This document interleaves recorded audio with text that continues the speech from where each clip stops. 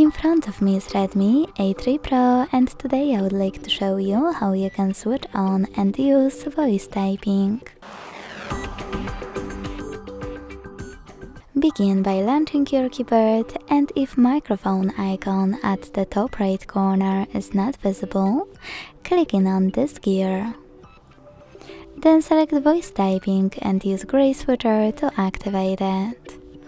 Following that, go back to your keyboard and click on no visible microphone to start typing.